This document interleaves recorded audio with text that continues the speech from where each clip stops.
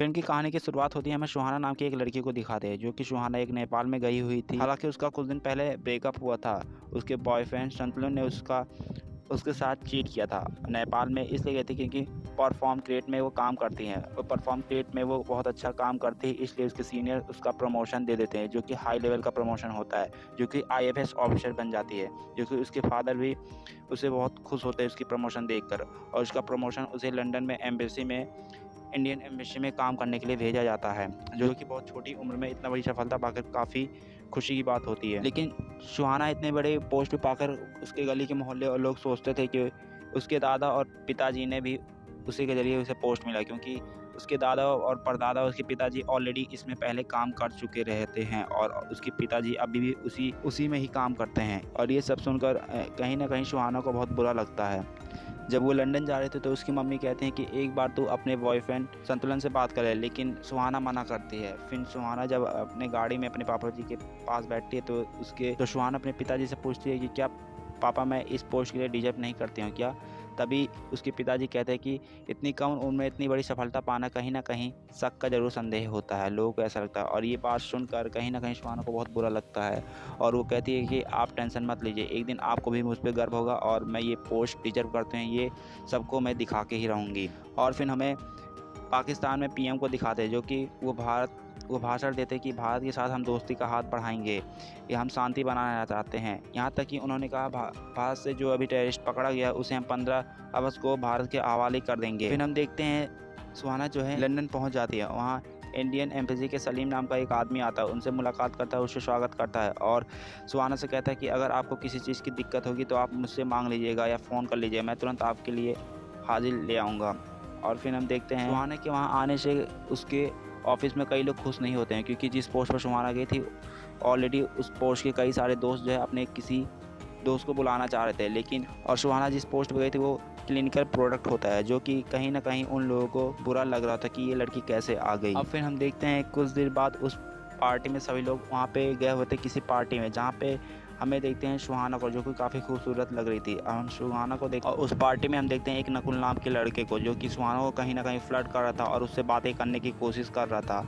और सुहाना भी जो उस शहर में और उस ऑफिस में अकेली महसूस कर रही थी, और यहाँ तक कि वो लड़का भी कह रहा था कि मैं भी इस शहर में अकेला हूँ, मैं भी अजनबी हूँ। फिर हम देखते हैं दोनों के बीच में बातें होने लगती है और धीरे धीरे एक दूसरे से ये लोग डेट करने लगते हैं और एक दूसरे को ये काफ़ी दिल के करीब आ जाते हैं। और फिर हम देखते हैं एक दिन ये दोनों हम बिस्तर हो जाते हैं, इंटीमेट हो जाते हैं। फिर हम अगले दिन देखते हैं सुहाना जो है अपने ऑफिस में मीटिंग चल ही रही होती है, तभी वहाँ नकुल आ जाता है। वो नकुल वही लड़का होता है जो कि सुहाना उसके साथ इंटीमेट हुई थी उस रात। और नकुल जो है सुहाना को एक फ़ोन में एक वीडियो दिखाता है, जिसे देखते ही सुहाना चौंक जाती है, क्योंकि उस वीडियो में उसके इंटीमेट वाले सीन थे जो कि नकुल के साथ उस रात हुई थी। और कहता है कि अगर तुम मेरी बात नहीं मानोगे तो मैं इसे वायरल कर दूंगा। कहता है कि तुम्हें सबसे पहले मुझे एक पेपर देने होंगे जो कि तुम्हारे पास है, वो तुम्हारे ऑफिस में है और तुम्हें आसानी से चुरा सकती है। फिर हम देखते हैं कि पहले सुहाना उसे ये सब करने से मना करती है, लेकिन वो मन नहीं मानता है। कहता है कि दो नहीं तो मैं वायरल कर दूंगा और तुम्हारी घर की बेइज्जती हो जाएगी और तुम्हारे शहर की, तुम्हारे गांव, सारे देश के तुम्हें थू करेंगे।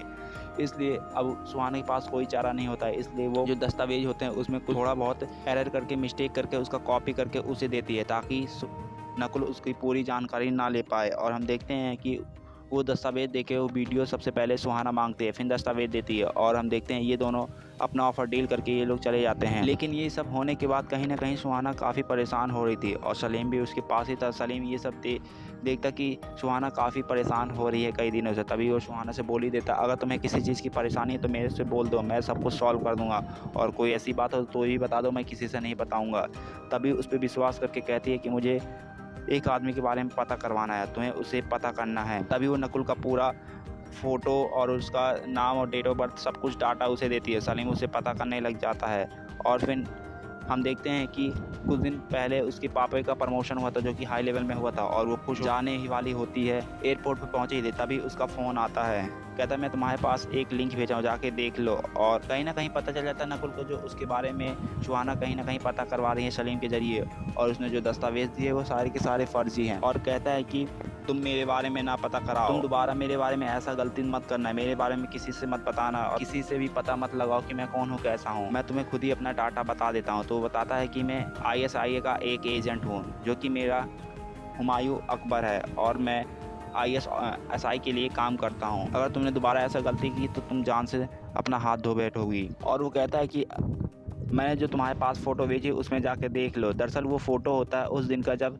सुहाना उसे उस दिन दस्तावेज़ दे रही थी, तब उसका फ़ोटो क्लिक करवा लिया होता है गुप्तचर से। और उसमें कहता है कि अगर तुम मेरा काम अब नहीं करोगी तो मैं ये फ़ोटो पूरा तुम्हारे ऑफिस में फैला दूंगा, जिससे तुम देशद्रोही साबित हो जाओगी। अब सुहाना के पास कोई ऑप्शन नहीं होता, इसलिए वो जाती है, कहती है, इसलिए सुहाना से कहता है कि तुम्हें मेरे 2 एजेंट का काम करना है, उनके बारे में पता लगाना है और तुम पता करके मेरे को सारा इन्फॉर्मेशन दो।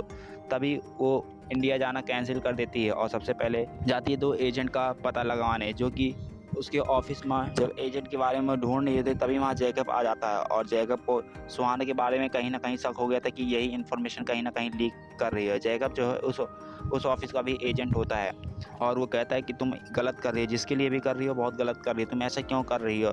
तभी कहता है कि तुम मेरे को पूरी बात बताओ, लेकिन वो जैसे बताने जाते हैं तैसे उसे कोई गोली से मार के देता है और वो गिर जाता है। तभी वहाँ पे नकुल के आदमी आ जाते हैं और उस बॉडी को ठिकाने लगाने लगते हैं। तभी नकुल कहता है कि तुम अपना आराम से काम करो, तुम्हें कोई डिस्टर्ब करेगा नहीं, अगर तुम्हें कोई डिस्टर्ब करेगा तो मैं ऐसे ही उसे मार दूंगा, ये इन्फॉर्मेशन कहीं नहीं जाएगी, तुम मेरा काम करती रहो। और उसे 2 एजेंट का भी इन्फॉर्मेशन दे देती है। और फिर हमें अगले सूबे में पता चलता है कि फिल्म में दिल्ली में जो ऑफिसर लंदन इंडियन एम्बेसी के थे, उन्हें कहीं ना कहीं पता चल गया था कि उन्हें दिल्ली का इन्फॉर्मेशन कहीं ना कहीं लीक हो रहा, और ये कहीं और नहीं बल्कि लंदन से लीक हो रहा है। इसलिए वो ऑफिसर डिसाइड करते हैं कि हम ही लोग जाएंगे और जांच पड़ताल करेंगे आखिर कौन गद्दार ऑफिसर है जो सारा ये काम कर रहा है। तभी वहाँ शंकर नाम का एक ऑफिसर होता है जो कि सुहाना से मिलता है और सुहाना से कहता है कि सुहाना तुम मेरे पास आओ, मुझे तुमसे कुछ बात करनी है। तभी सुहाना को देखता हूँ, पास बुलाता है और कहता है कि हमारे ऑफिस में कुछ गद्दार ऑफिसर आ गए हैं जो कि हमारे इन्फॉर्मेशन किसी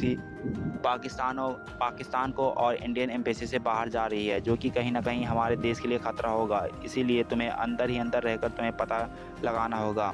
तभी सुहाना अंदर से डर जाती है क्योंकि ये सब काम तो सुहाना ही कर रही होती।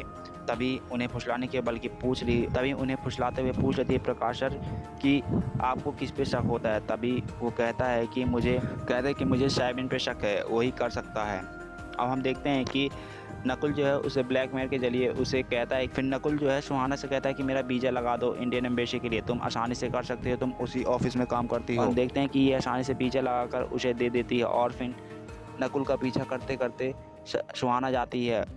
लेकिन हम देखते हैं नकुल और सलीम तो मिले हुए हैं, वो दोनों आपस में बात करते हैं और ये सब देखकर उसे कहीं गुस्सा आता है। फिर वो कुछ देर के बाद सलीम के पास जाती है और उसे कहती कि तुम ऐसा क्यों कर रहे हो, तुम इंडियन एम्बेसी से क्यों गद्दारी कर रहे हो और तुम्हें नकुल से क्या रिश्ता है। लेकिन हम देखते हैं उन दोनों के बीच में झड़प हो जाती है और वहाँ पे सलीम कहीं ना कहीं मारा जाता है। और फिर जब वो मर जाता है तो सुहाना उसकी लैपटॉप चेक करती है जहाँ पे उसे उसके एस्टिमेट हुए नकुल के साथ वीडियो मिल जाता है। तो उसे पता लगता है करने वाला कोई और नहीं बल्कि नकुल और सलीम ही है, जो कि दोनों साजिश रच रहे थे और सुहाना को कहीं ना कहीं पता भी नहीं था। और फिर हम देखते हैं कि दस्तावेज देते हुए फ़ोटो भी कोई और नहीं बल्कि सलीम ने ही खींचा है।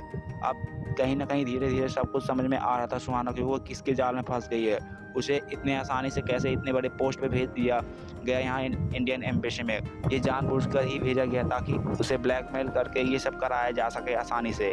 अब वो पूरी तरीके से जाल में फंस गई। अब उसे कैसे, इसी बीच सलीम के घर साइबिन आ जाता है। वो सुहाना को कहीं ना कहीं शक हो गया था, वो सुहाना का पीछा कर रहा था और सुहाना ही सारा इन्फॉर्मेशन लीक हो रही थी सबसे पहले साइबिन को ही पता चलता और इसलिए उसे शक का दरिया आज सही हो गया था। इसलिए उसे पॉइंट पे रखकर सबको सच्चाई उगलवाने लगता है। तब सब कुछ उसे सच्चाई बताने लगती है कि सलीम और नकुल ने मेरे साथ मिलकर हम बस्तर का वीडियो बना लिया और मुझे ब्लैकमेल किया और उसे फ़ोटो जो क्लिक हुआ दस्तावेज का उससे भी दिखाती है।